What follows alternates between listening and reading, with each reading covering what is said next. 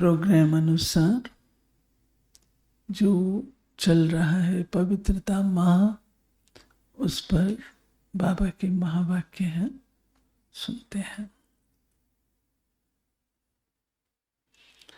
यह है 17-10-87 की मुरली।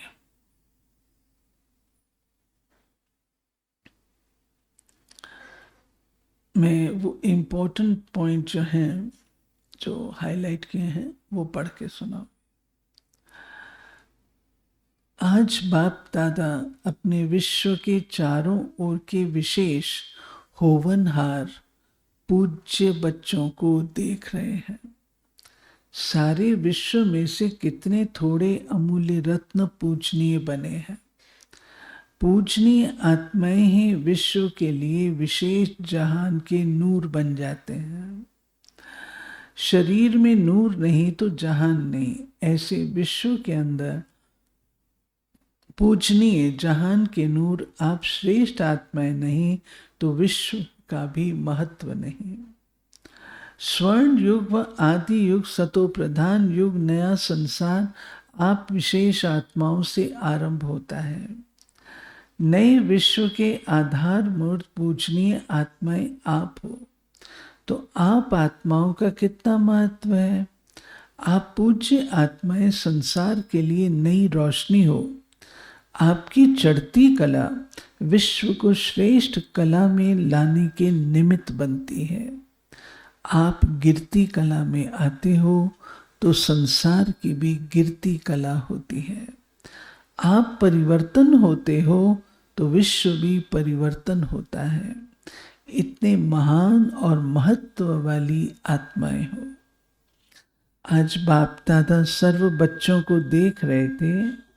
ब्राह्मण बनना अर्थात पूज्य बनना, क्योंकि ब्राह्मण सो देवता बनते, देवताएं अर्थात पूजनीय। सभी देवताएं पूजनीय तो हैं, फिर भी नंबरवार जरूर है। किन देवताओं की पूजा विधि पूर्वक नियमित रूप से होती है, किन्हीं की पूजा विधि पूर्वक नियमित रूप से नहीं होती। किन्हों के हर कर्म की पूजा होती है, किन्हों के हर कर्म की पूजा नहीं होती। कोई का विधि पूर्वक रोज श्रृंगार होता है, कोई का श्रृंगार रोज नहीं होता। ऊपर ऊपर से थोड़ा बहुत सजा लेते हैं, लेकिन विधि पूर्वक नहीं। कोई के आगे सारा समय कीर्तन होता, कोई के आगे कभी कभी होता। इस सभी का कारण क्या। ब्राह्मण तो सभी कहलाते, ज्ञान योग की पढ़ाई भी करते हैं, फिर भी इतना अंतर क्यों। धारण करने में अंतर है, फिर भी विशेष कौन सी धारणाओं के आधार पर नंबर 1 होते हैं जानते हो। पूजनीय बनने का विशेष आधार पवित्रता के ऊपर है। जितना सर्व प्रकार की पवित्रता को अपनाते हैं, उतना ही सर्व प्रकार के पूजनीय बनते हैं। जो निरंतर विधि पूर्वक आदि अनादि विशेष गुण के रूप से पवित्रता को सहज अपनाते हैं, वही विधि पूर्वक पूज्य बनते हैं। सर्व प्रकार की पवित्रता क्या है। जो आत्माएं सहज स्वतः हर संकल्प में, बोल में, कर्म में सर्व अर्थात ज्ञानी और अज्ञानी आत्माएं सर्व के संपर्क में सदा पवित्र वृत्ति दृष्टि वाइब्रेशन से यथार्थ संपर्क संबंध निभाते हैं, इसको ही सर्व प्रकार की पवित्रता कहते हैं। स्वप्न में भी स्वयं के प्रति, मैं फिर से रिपीट करती हूं, जो आत्माएं सहज, पवित्रता किसे कहेंगे, जो सहज, सहज एक क्वालिटी है, स्वतः हर संकल्प में, बोल में, कर्म में सर्व अर्थात ज्ञानी और अज्ञानी आत्माएं सर्व के प्रति, सर्व के संपर्क में सदा पवित्र वृत्ति दृष्टि वाइब्रेशन से यथार्थ संपर्क संबंध निभाते हैं, इसको ही सर्व प्रकार की पवित्रता कहते हैं। स्वप्न में भी स्वयं के प्रति या अन्य कोई आत्मा के प्रति सर्व प्रकार की पवित्रता में से कोई कमी न हो। मानो स्वप्न में भी ब्रह्मचर्य खंडित होता है, वह किसी आत्मा के प्रति किसी भी प्रकार की ईर्ष्या आवेशता के वश कर्म होता या बोल निकलता है। क्रोध के अंश रूप में भी व्यवहार होता है, इसको भी पवित्रता का खंडन माना जाएगा। सोचो, जब स्वप्न का भी प्रभाव पड़ता है तो साकार में किए हुए कर्म का कितना प्रभाव पड़ता होगा। इसलिए खंडित मूर्ति कभी पूजनीय नहीं होती। खंडित मूर्तियां मंदिरों में नहीं रहती हैं, आजकल के म्यूजियम्स में रहती हैं। वहां भक्त नहीं आते, सिर्फ यही गायन होता है, बहुत पुरानी मूर्तियां बस उन्होंने स्थूल अंगों के खंडित को खंडित कह दिया, लेकिन वास्तव में किसी भी प्रकार की पवित्रता में खंडन होता है तो पूज्य पद से खंडित हो जाते हैं।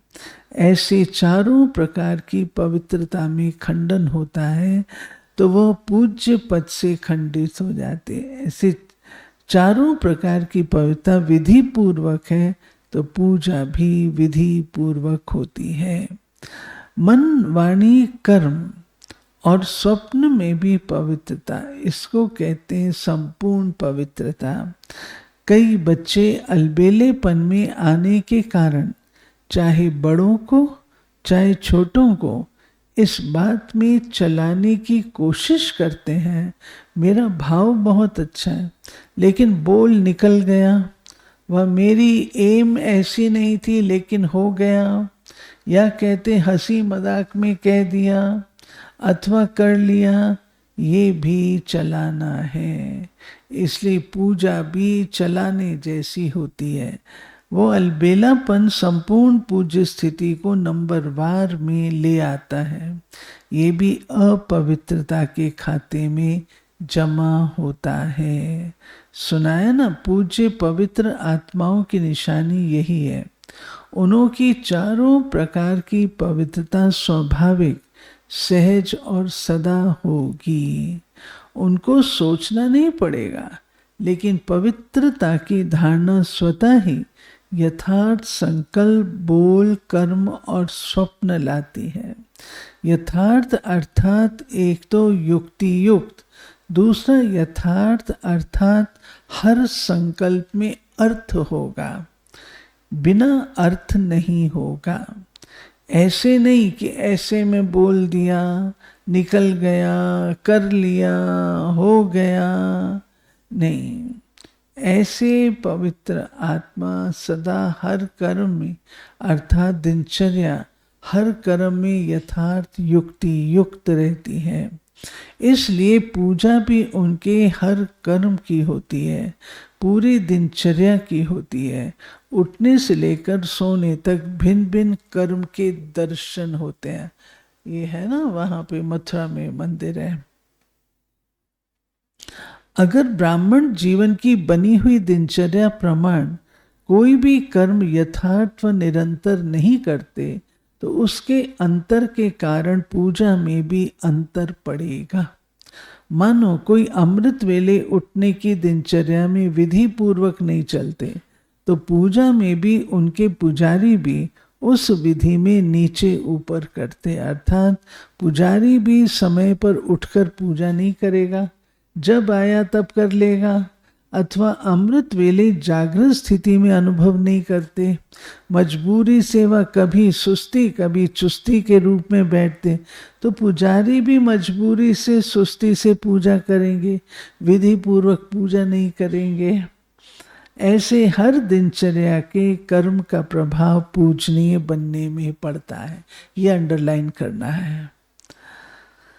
विधि पूर्वक न चलना, कोई भी दिनचर्या में ऊपर नीचे होना, ये भी अपवित्रता के अंश में गिनती होता है। क्योंकि आलस्य और अलबेलापन भी विकार है। जो यथार्थ कर्म नहीं है वो विकार है। तो अपवित्रता का अंश हो गया ना।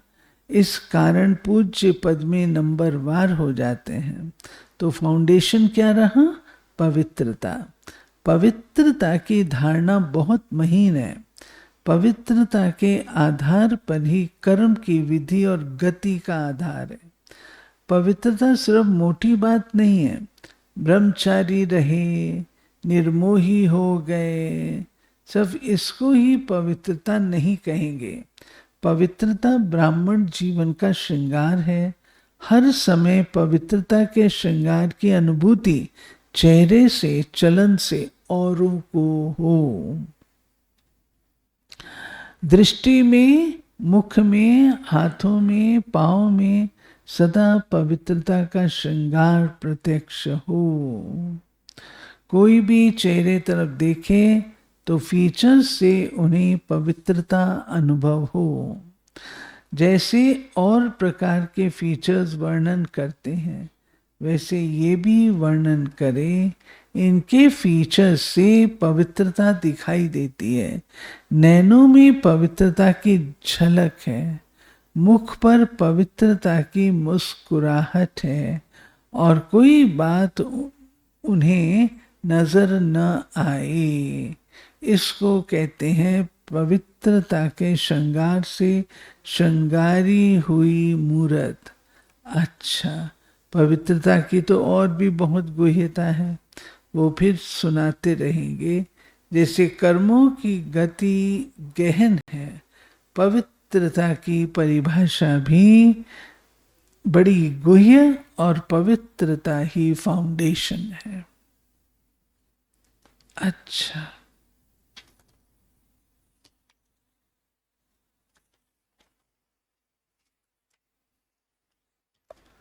ठीक है।